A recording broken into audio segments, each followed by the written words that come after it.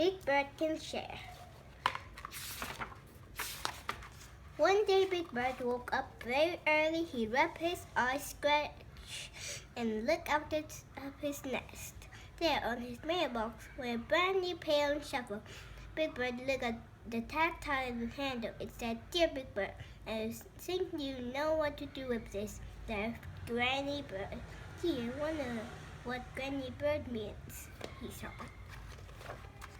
Big Bird walked down Sesame Street, hugging his new pail and shovel to his feathers.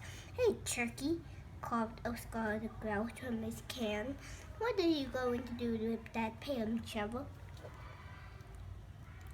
"Oh, hi, Oscar," said Big Bird. "Well, I slamming an eye, and I could use them to dig for worms," Oscar said.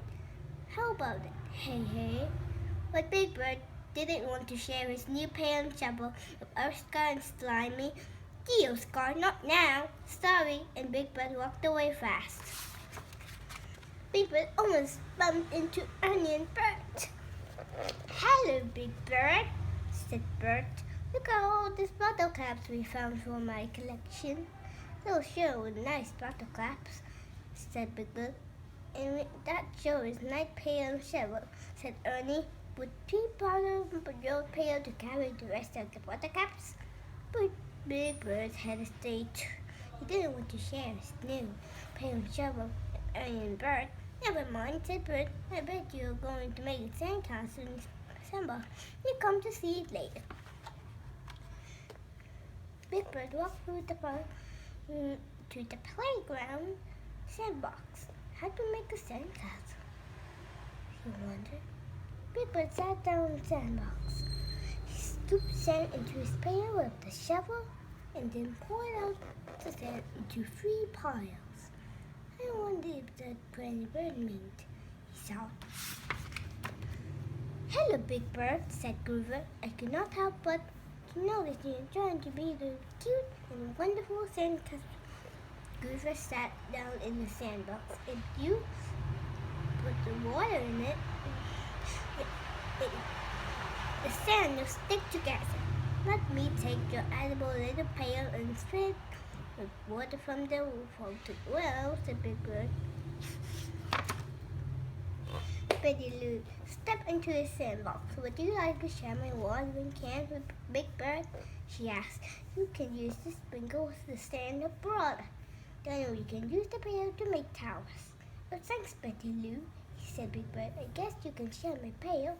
She took her watering can and handed her his pail. Big Bird sprinkled the sand with water, and then Betty Lou showed him how to use his pail to make sand shapes. She packed wet sand into the pail and turned it upside down. Then she carefully lifted the pail off the sand. "Oh, Betty Lou," said Big Bird, "that's great." "Oh, I'm so excited," cried Groover. "Playing in sand is fun. Hey, everybody," Big Bird called to his friends. "Come and look at the neat sand castle we're making with my neat pail and shovel." Cookie Monster and Peridon came over to help.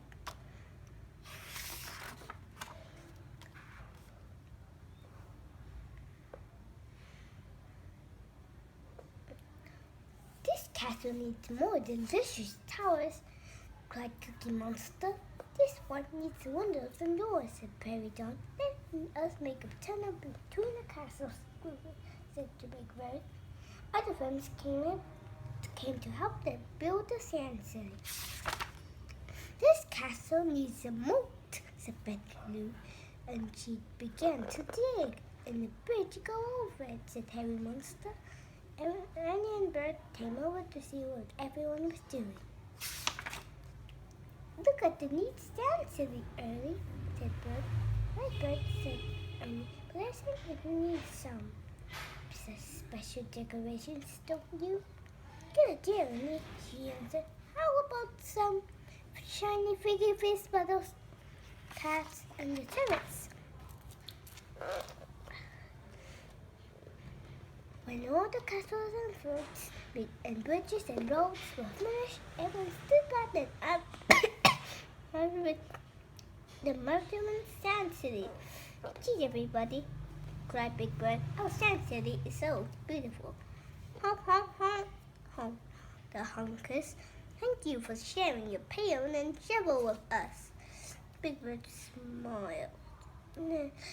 Big Bird said, "Hey, monster," and the others. Big Bird smiled. This is what Granny Bird meant.